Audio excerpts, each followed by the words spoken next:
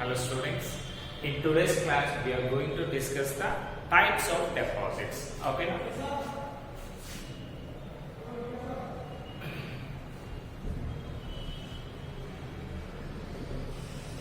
So as we already know, ప్రతి దాంట్లో కూడా the main functions of bank చూసామనుకోండి ఏం చేస్తున్నది accepting deposits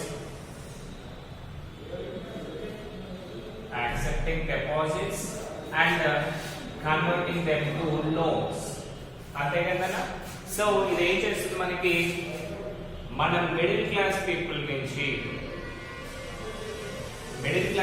నుంచి డబ్బులన్నీ కూడా తీసుకొని companies are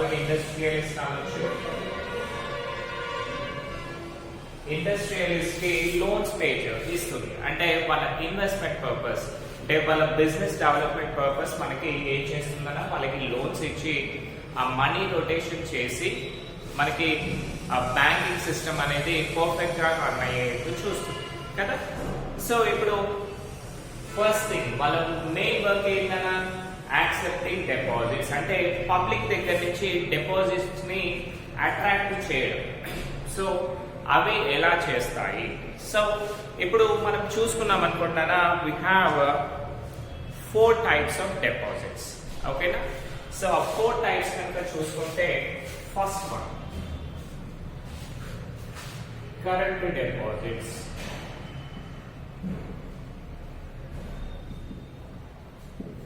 so what you mean by current deposits? అంటే ఈ కరెంట్ డిపాజిట్స్ కన్నా యూజువల్ గా మనము దీన్నే డిమాండ్ డిపాజిట్స్ అని కూడా అంటాము.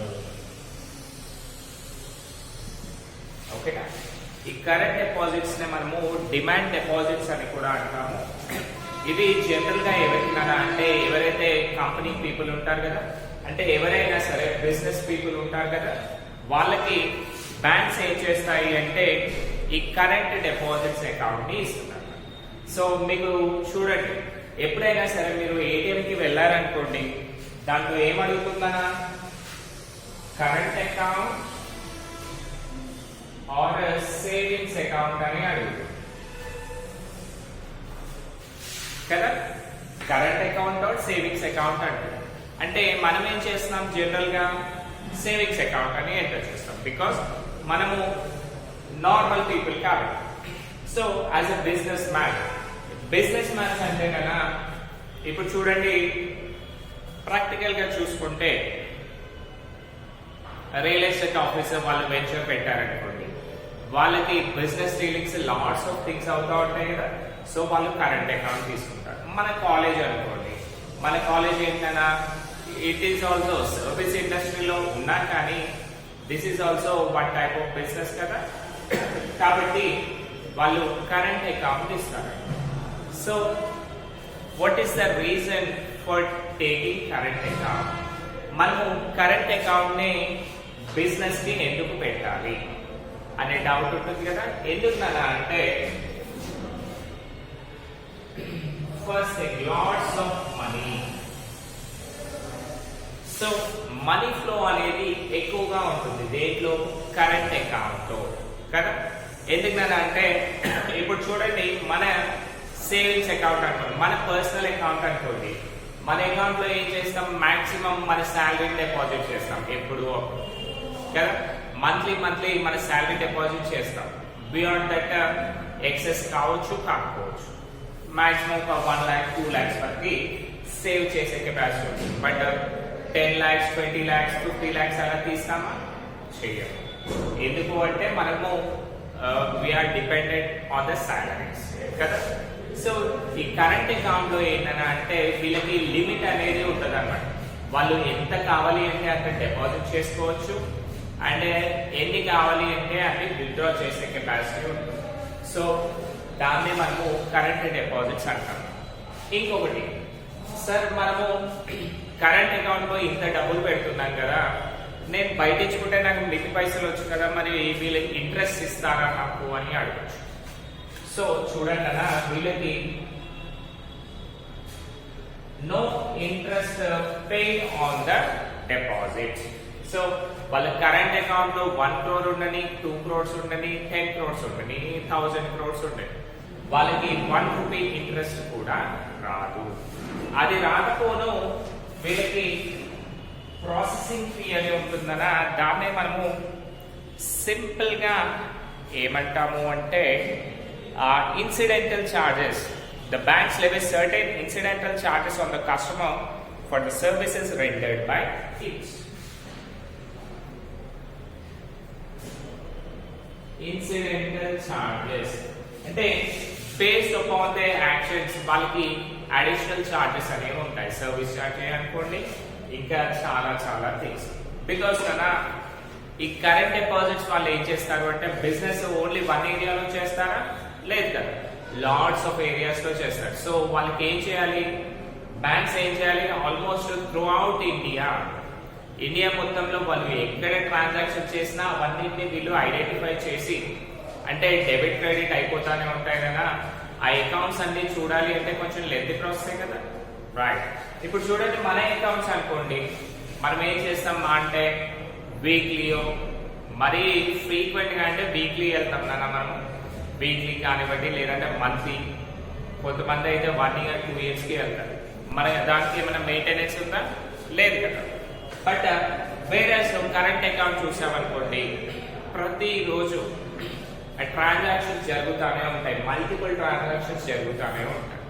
సో అందుకనే ఈ కరెంట్ అకౌంట్ హోల్డర్స్ ఏం చేస్తారు, బ్యాంక్ వాళ్ళు ఇన్సిడెంటల్ చార్జెస్ అని జస్ట్ లైక్ సర్వీస్ చార్జెస్ వేస్తారు, రైట్.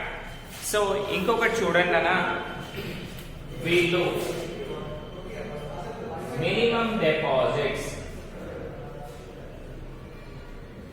ఓకేనా, అంటే మినిమం బ్యాలెన్స్ అనేది కంపల్సరీ మెయింటైన్ చేయాలి, ఓకేనా, మినిమం బ్యాలెన్స్ మెయింటైన్ చేయాలి. And that is also not withdrawable. ఇప్పుడు మన దాంట్లో చూసామనుకోండి మినిమం బ్యాలెన్స్ ఉంటుంది, కానీ అప్పుడప్పుడు మనకి కావాలి అంటే విత్డ్రా చేసుకునే కెపాసిటీ కూడా ఉంటుంది. బట్ వీళ్ళకి ఏంటంటే మినిమం కంపల్సరీ చార్జెస్ బ్యాలెన్స్ అనేది కంపల్సరీ మెయింటైన్ చేయాలి. So these are the things నానా. సో ఇక్కడ చూడండి, వీళ్ళు ఇంకొకటి వీళ్ళు విత్డ్రా కెపాసిటీ చూసామనుకోండి, ఎంత కావాలి అంటే అంత విత్డ్రా చేయొచ్చు, ఎంత కావాలి అంటే అంత డిపాజిట్ చేయొచ్చు, వాళ్ళకి ఎలాంటి లిమిట్స్ ఉండవు. And bank why you're withdrawing or why you're depositing this much amount అని కూడా అడగదు, ఓకేనా. సో సింపుల్ గా ఒకసారి రీహాష్ చేసుకుంటే కదా, కరెంట్ డిపాజిట్స్ ని మనం డిమాండ్ డిపాజిట్స్ అని కూడా అంటాము. ఇది మెయిన్లీ ఎవరికి ఇస్తారు, ఇండస్ట్రియల్ పీపుల్ కి ఇస్తారు. అండ్ దీంట్లో చూసుకుంటే కదా వీళ్ళకి ఎలాంటి ఇంట్రెస్ట్ పే చేయరు. నెక్స్ట్ వీళ్ళు ఎంత మనీ కావాలి అంటే అంత అన్లిమిటెడ్ మనీని వాళ్ళు డిపాజిట్ చేయొచ్చు. అండ్ విత్డ్రా చేయాలి అన్నా కానీ అన్లిమిటెడ్ మనీని విత్డ్రా చేయొచ్చు. నెక్స్ట్ వీళ్ళు ఏం చేయాలి, కంపల్సరీ మినిమం బ్యాలెన్స్ అనేది మెయింటైన్ చేయాలి. నెక్స్ట్ ఇన్సిడెంటల్ చార్జెస్, మళ్ళీ బ్యాంక్ వాళ్ళకి ట్రాన్సాక్షన్ చేస్తుంది కాబట్టి వాళ్ళు మళ్ళీ ఏం చేయాలన్నా మినిమం సర్వీస్ చార్జెస్ అనేవి పే చేయాలి. దీస్ ఆర్ ద థింగ్స్ నానా. ఇంకొకటి, the customer is required to maintain a minimum balance undrawn with the bank. Cheques are used to withdraw the amount. మళ్ళీ ఒకవేళ విత్డ్రా చేయాలి అనుకోండి, మనం ఏం చేస్తాము, వౌచర్ రాస్తాము, డబ్బులు విత్డ్రా చేసుకుంటాం. బట్ ఈ కరెంట్ డిపాజిట్స్ వాళ్ళు ఏంటి అంటే బ్యాంక్ వాళ్ళు, ఈ కంపెనీస్ వాళ్ళు కంపల్సరీ వాళ్ళకి చెక్స్ ఇస్తారు. So with that cheque only they need to withdraw amount, ఓకేనా. బికాస్ కదా ఈ కరెంట్ అకౌంట్ హోల్డర్స్ ఎలా ఉంటారు అంటే కంపెనీ అకౌంట్స్ కాబట్టి మినిమం 2-3 పార్ట్నర్స్ ఉంటారు కదా. సో ఈ 2-3 పార్ట్నర్స్ కి కలిసి మళ్ళీ సైనింగ్ అవన్నీ కూడా ఉంటాయి కదా. సో అవన్నీ ఉంటాయి కాబట్టి వాళ్ళు కంపల్సరీ కూడా చెక్ తీసుకొచ్చే విత్డ్రా చేయాల్సి ఉంటుంది, ఓకేనా. This is about the first deposit, that is current deposit. Next మనము చూసామనుకోండి second one, savings. Savings deposits. Savings deposits అంటే కదా generally professionals and middle class people ఈ అకౌంట్ అన్న జనరల్ గా మనలాంటి మిడిల్ క్లాస్ పీపుల్ కానివ్వండి, లేదంటే నార్మల్ గా శాలరీస్, ఇప్పుడు ప్రొఫెషనల్స్ అంటే ఎంప్లాయీస్ ఉంటారు కదా, వాళ్ళు ఏం చేస్తారు, వాళ్ళ అకౌంట్స్ లో డబ్బులు పడడానికి, వాళ్ళ అకౌంట్ లో డబ్బులు వేసుకోవడానికి ఇంకా సేవింగ్స్ అకౌంట్ అనేది యూజ్ చేస్తూ ఉంటారు. సో ఈ సేవింగ్స్ అకౌంట్ అన్న దీంట్లో ఏంటి అంటే సర్టెన్ లిమిట్ అనేది ఉంటుంది. మీరు ఎట్లా ఉంటుందని అంటే మీరు 3 lakhs or 5 lakhs వరకు మాత్రమే డిపాజిట్ చేయొచ్చు, దానికి మించి అమౌంట్ వేయొద్దు అనేది ఒక రూల్ ఉంటుంది. నెక్స్ట్ అలాగే కాకుండా ఒకవేళ విత్డ్రా చేయాలి అనుకోండి, వాళ్ళకి వీక్లీ ఇంత అమౌంట్ కంపల్సరీ, ఇంతే అమౌంట్ విత్డ్రా చేయాలి అని కూడా ఒక లిమిట్ అనేది ఉంటుంది. ఎగ్జాంపుల్ చూడండి, ఒకసారి according to my personal experience, ప్రతిరోజు కూడా మనం ఏంటి అంటే 40 నుంచి 45,000 మాత్రమే విత్డ్రా చేయాలి. ఆ రూల్ కంపల్సరీ ఉంటుందనా. బియాండ్ 45,000 మనం విత్డ్రా చేసే కెపాసిటీ ఉండదు. ఒకసారి మీరు ఎస్బీఐ బ్యాంక్ కి వెళ్ళండి, చూడండి, ఎస్బీఐ బ్యాంక్ అయినా సరే, లేదు అంటే ఎస్బీఐ ఏటీఎం ఉంటుంది కదా, అక్కడికి వెళ్ళండి. డైలీ విత్డ్రాల్ లిమిట్ అని డైరెక్ట్ గా రాసి పెడతాడు. డైలీ విత్డ్రాల్ లిమిట్స్ ఎలా పెడతాడు అంటే ఓకే 15-15-10 అనుకోండి, అంటే ఎంతనా 40,000 రూపీస్.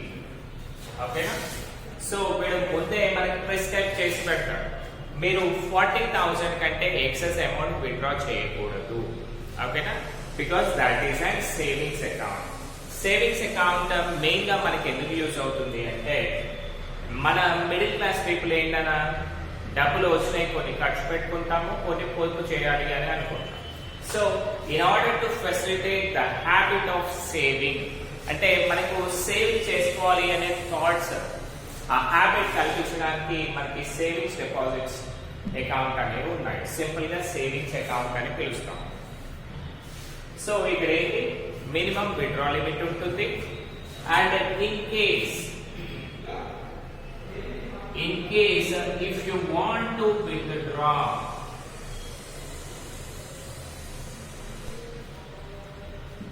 higher amount, ఓకేనా, అంటే మీరు మినిమం డిపాజిట్స్ అంటే మినిమం విత్డ్రాల్ లిమిట్ కంటే ఎక్కువగా విత్డ్రా చేయాల్సి వచ్చింది అనుకోండి, అప్పుడు కంపల్సరీ మీరు ఏం చేయాలి అంటే బ్యాంకుకి ముందే చెప్పాలి అన్నమాట. అప్లికేషన్ పెట్టుకోవాల్సి ఉంటుంది. ఏమని పెట్టుకోవాలి కదా, సార్ నాకు సపోజ్ మనం హైయర్ అమౌంట్స్ ఎందుకు విత్డ్రా చేస్తాము, మేబీ ఏదైనా ల్యాండ్స్ పర్చేస్ చేసినా కానీ, లేదు అంటే మన ఇంట్లో మ్యారేజెస్ ఫంక్షన్స్ ఉంటాయి, ఆ టైంలో కూడా ఎక్సెస్ అమౌంట్ తీసుకోవాలి అనుకుంటాం కదా. సో అలాంటి టైంలో మనం ఏం చేయాలి అంటే బ్యాంకుకు వెళ్ళి వాళ్ళకి, సార్ మాకు ఇంత అమౌంట్ అవసరం ఉంది బికాస్ ఆఫ్ దిస్ రీజన్, అంటే మా ఇంట్లో పెళ్లి ఉంది, సో నేను విత్డ్రా చేయాలి అనుకుంటున్నాను అని ముందే చెప్తే వాళ్ళు మళ్ళీ ఒక ప్రిస్క్రైబ్ టైం ఇస్తారు, మీరు ఈ రోజు వచ్చి విత్డ్రా చేసుకోండి అని చెప్తారు. సో ఆ రోజు వెళ్ళి మనం ఆ అమౌంట్ అంతా కూడా డైరెక్ట్ గా బ్యాంక్ లోంచి తెచ్చుకోవచ్చు. ఓకేనా.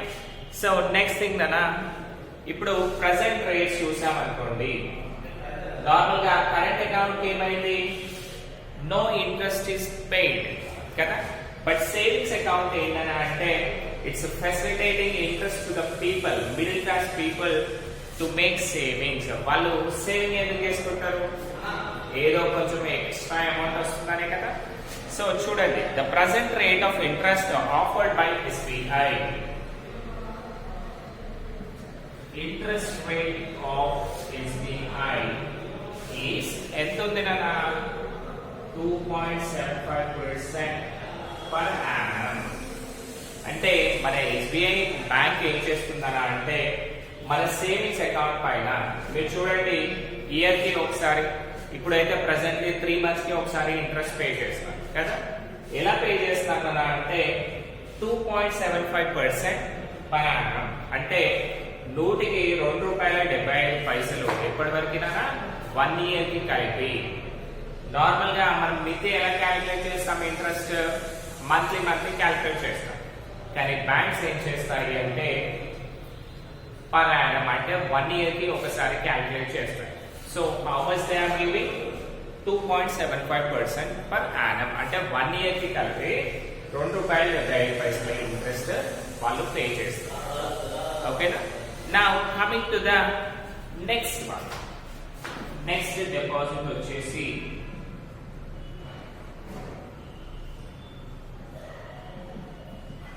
Fixed deposit. సో ఇక్కడ చూడండి, ఇవి టూ ఆస్పెక్ట్స్. కరెంట్ అకౌంట్ లో ఏం చేస్తాం? మనం డబ్బులు వేస్తున్నాము, ఎంత కావాలి అంటే అంత వేస్తున్నాము, ఎంత కావాలి అంటే విత్డ్రా చేస్తున్నాము. సేవింగ్స్ అకౌంట్ లో ఏం చేస్తాం కదా, మా దగ్గర కొన్ని డబ్బులు మిగిలిపోయి ఉన్నాయి, వేసుకుంటున్నాము. అండ్ విత్డ్రా చేయాలి అంటే మాత్రం లిమిట్ ఉంది కొంచెం, ఆ లిమిట్ ప్రకారంగా విత్డ్రా చేస్తాము. అండ్ ఒకవేళ ఎక్సెస్ కావాల్సి వస్తే ఏం చేస్తాం కదా, బ్యాంక్ లో పర్మిషన్ అడిగి తీసుకుంటాం. దీనికి మనకి ఇంట్రెస్ట్ కూడా వస్తుంది. ఎంత interest? 2.75% interest. Next fixed deposits. Fixed deposits అంటే చూడండి, these deposits are also known as time deposits. These deposits cannot be withdrawn before the expiry date for which they are deposited or without giving prior notice for the withdrawal. If the depositor is needing money, he has to borrow on securities of this account and pay a slightly higher interest to the bank. They are attracted by the payments of interest, usually higher for longer period. Fixed deposits are like deposits for both the safety as well as the interest. In India, they are accepted between 7 days and 5 years. The present rate. Okay. So, fixed deposits మనము simple గా time deposits అని కూడా పిలుస్తాము. So ఈ fixed deposit scheme ఎందుకు వచ్చిందని అంటే, ఇప్పుడు చూడండి, న్యూగా మ్యారేజ్ అయ్యింది, వాళ్ళకి ఒక పాప పుట్టాడు. ఓకేనా? సో వాడికి ఏం చేయాలన్నా, బాబు అనుకోండి, వాళ్ళ హయ్యర్ ఎడ్యుకేషన్ కోసం, బాబు అయినా సరే పాప అయినా సరే కదా, నో ప్రాబ్లం.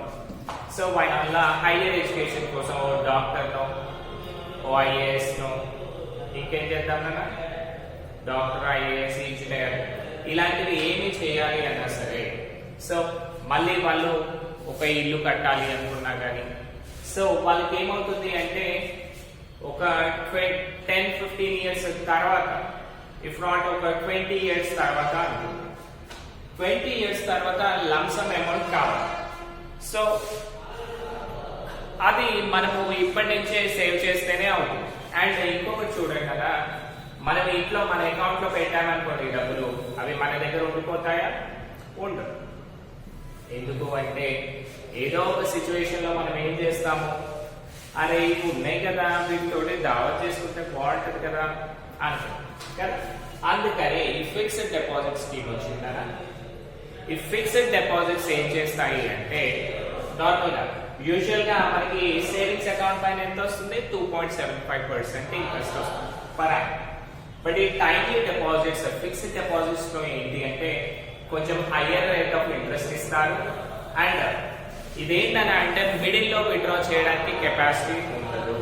సో ఈ డిపాజిట్స్ మనకి నియర్లీ ఎలా ఉంటుంది అంటే 7 days to 5 years.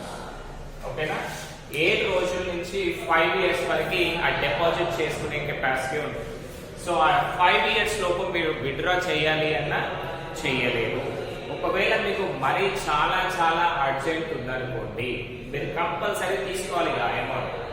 అలాంటి టైంలో ఏం చేయొచ్చు తెలుసా, మీరు ఎట్లా అంటే ఒక 5 lakhs పెట్టారనుకోండి, అంటే మీకు 5 years తర్వాత 5 lakhs వచ్చే ఛాన్సెస్ ఉందనుకోండి. సో మీరు ఏం చేయాలి, ఆ 5 lakhs వచ్చేది ఉంది కదా, ఆ బ్యాంక్ లో దాని పేరు మీద, అంటే ఈ 5 lakhs వస్తాయి కదా, దానిపైన దాన్ని షూరిటీ పెట్టుకొని, అంటే ఈ ఫిక్స్డ్ డిపాజిట్స్ దాన్ని షూరిటీ పెట్టుకొని మాకు లోన్ ఇవ్వండి అంటే ఇస్తారు, కానీ ఈ అమౌంట్ మాత్రము ఇవ్వడు. ఇంకొకటి కంపల్సరీ కూడా, ఇప్పుడు చూడండి మన సేవింగ్స్ అకౌంట్ లో అకౌంట్ హోల్డర్ పోతారు, ఇక్కడ కూడా డిపాజిటర్ ఎవరైతే ఉన్నారో కంపల్సరీ వాళ్ళు విత్ ఐడెంటిటీ ప్రూఫ్ తో పోతే మాత్రమే వాళ్ళకి చెక్స్ అనేవి ఇవ్వడం జరుగుతుంది. సో నార్మల్ గా పీపుల్ కి ఏం చేస్తున్నారు అంటే పబ్లిక్ కి ఈ సేవింగ్స్ డిపాజిట్స్ కంటే కొంచెం హయ్యర్ రేట్ ఆఫ్ ఇంట్రెస్ట్ ని పే చేస్తారు. సో దానివల్ల పబ్లిక్ కూడా ఏం చేస్తారు, అయ్యో ఫిక్స్డ్ డిపాజిట్ చేస్తే పోయేదేమిటో 5 ఏళ్ళు కాదంటే నాకు డబుల్ అమౌంట్ వస్తుంది అనే ఫీలింగ్స్ లో ఉంటారు. అంటే మనం 1 lakh వేసామనుకోండి 2 lakhs వరకు వస్తుంది. So that's a good amount కన్నా డబుల్ అవుతుంది. సో చాలా మంది ఎవరి దగ్గర డబ్బులు ఎక్కువగా ఉన్నాయో వాళ్ళు ఏం చేస్తారు, ఫిక్స్డ్ డిపాజిట్ స్కీమ్ లో ప్రిఫర్ చేస్తూ ఉంటారు. సో ప్రజెంట్ గా మన డిపాజిట్స్ చూసామనుకోండి, ఇంట్రెస్ట్ రేట్ వచ్చేసి 4.5% to 6.10% per annum. ఓకేనా?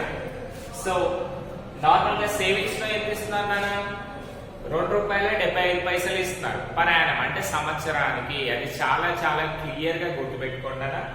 సంవత్సరానికి 12 months కి 2.75% ఇంట్రెస్ట్ ఇస్తున్నారు.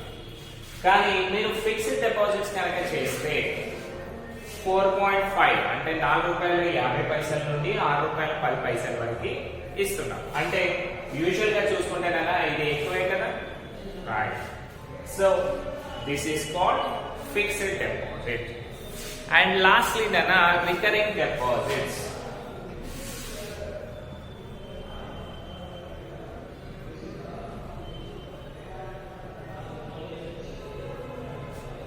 So this is the last type of deposit, Nana. Recurring deposits. This type of deposits allows the account holder to deposit a fixed amount once a month for a certain period. This total deposits along with the interest is payable on maturity. However, the account holder is allowed to close the account before the maturity and get back the amount along with the interest till that period. Okay, na? So recurring deposits చూడండి, మీరు ఏంటి అంటే fixed deposit లో ఏం చేయాలి, మనము ఒకేసారి lump sum amount వేయాలి. సో అది చాలా మందికి కొంచెం ప్రాబ్లం ఉంటుంది కదా. కాబట్టి ఈ రికరింగ్ డిపాజిట్స్ స్కీమ్ తీసుకొచ్చారు. దీంట్లో ఏంటి అంటే మీరు జస్ట్ లైక్ ఈఎంఐ బేసిస్ లో పే చేయొచ్చు అన్నమాట. ఓకేనా? ఇప్పుడు సుకన్య యోజన, కళ్యాణ్ యోజన ఇలాంటి చాలా స్కీమ్స్ ఉన్నాయి కదా, ఇవన్నీ కూడా మనకి రికరింగ్ డిపాజిట్ స్కీమ్స్ కిందకి వస్తాయి.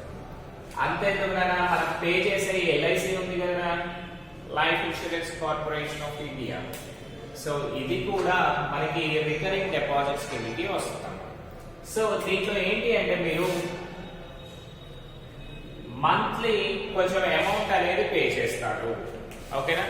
1000 కానివ్వండి, 2000 కానివ్వండి, 3000 కానివ్వండి, అలా మంత్లీ ఆ పే చేసిన అమౌంట్ ఎలా ఉంటుందంటే యూజువల్లీ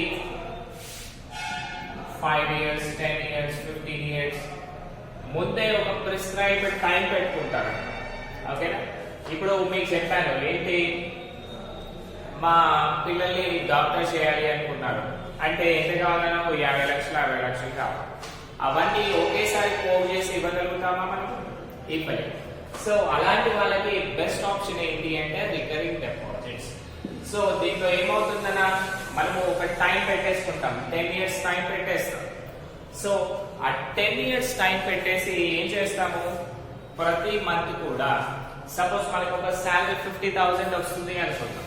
సో 50,000 వస్తే ఏం చేస్తాము, ఒక 10 నుంచి 15,000 రూపీస్ 15 years వేసేస్తాం. 15 years వేయడం వల్ల ఏమవుతుందన్నా అంటే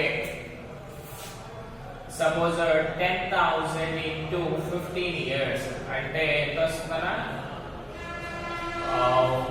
1,20,000 into 15 years. That is ఇది 15 lakhs, మళ్ళీ ఇది 3 lakhs. 18 lakhs rupees యాక్చువల్ గా మీరు ఇనిషియల్ గా అమౌంట్ పే చేసేది 18 lakhs. బట్ మీకు ఆల్మోస్ట్ ఎలా వస్తుందన్నా అంటే విత్ ఇంట్రెస్ట్ కలుపుకొని 50 నుంచి 60 lakh rupees వస్తుంది. బికాస్ మీరు ప్రతి నెల పే చేస్తారు, దానికి ఇంట్రెస్ట్ అట్లా మల్టిపుల్ అయ్యి మీకు 50 to 60 lakhs వస్తాయి. సో దీనివల్ల ఏంటన్నా మీకు ఏవైతే బిగ్ గోల్స్ ఉన్నాయో అవన్నీ కూడా ఈజీగా మీరు ఫినిష్ చేయొచ్చు, అంటే వాటిని సాల్వ్ చేసుకోవచ్చు. అండ్ ఇంకొకటి అలాగే చూసుకుంటేనా ఇప్పుడు చూడండి ఫిక్స్డ్ డిపాజిట్స్ లో మనం విత్డ్రా చేయాలి అంటే చేసే కెపాసిటీ లేదు మరి. బట్ వేరే రికరింగ్ డిపాజిట్ లో ఆ స్కీమ్ అనేది ఉంది. సో దీంతో ఏంటని అంటే if you are urgent requirement of money, మీరు కంపల్సరీ ఆ అమౌంట్ తీసుకోవాలి అని మెంటల్ గా ఫిక్స్ అయిపోయారు. సో అప్పుడు ఏం చేయొచ్చు అంటే మీరు ఆ అమౌంట్ ని విత్డ్రా చేసుకోవచ్చు. ఓకేనా, ఆ అమౌంట్ ని మొత్తం విత్డ్రా చేసుకోవచ్చు. లేదు అంటే టోటల్ క్యాన్సిల్ చేసుకునే కెపాసిటీ కూడా ఉంది. సో ఈ క్యాన్సిల్ చేసుకున్నప్పుడు మీకు ఏం చేస్తారు అంటే ప్రజెంట్ సపోజ్ మీరు 20 years స్కీమ్ కడుతున్నారు, మీకు ఏంటి అంటే ఒక 10 years తర్వాత కంపల్సరీ రిక్వైర్మెంట్ అనేది వచ్చింది. సో మీరు ఏం చేయొచ్చు, ఆ 10 years వరకు ఏదైతే పే చేశారో అదంతా కూడా విత్డ్రా చేయొచ్చు విత్ ప్రిన్సిపల్ అమౌంట్. ప్రిన్సిపల్ అంటే ఏంటి, మనం పే చేసిన అమౌంట్ అలాంగ్ విత్ ఇంట్రెస్ట్. ఓకేనా, principal amount along with the interest మనం పే తీసుకునే కెపాసిటీస్ మనకి ఉన్నాయి. ఓకేనా, this is the class for today session. రేపు వచ్చేసి టైప్స్ ఆఫ్ లోన్స్ గురించి డిస్కస్ చేద్దాం. Hope you all understood. Thank you.